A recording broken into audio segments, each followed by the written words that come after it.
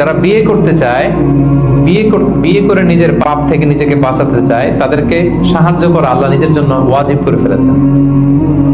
তিন শ্রেণী, আল্লাহ বলে 3 ধরনের ব্যক্তিকে সাহায্য করা আমি আল্লাহর উপর ওয়াজিব। কয় শ্রেণীর?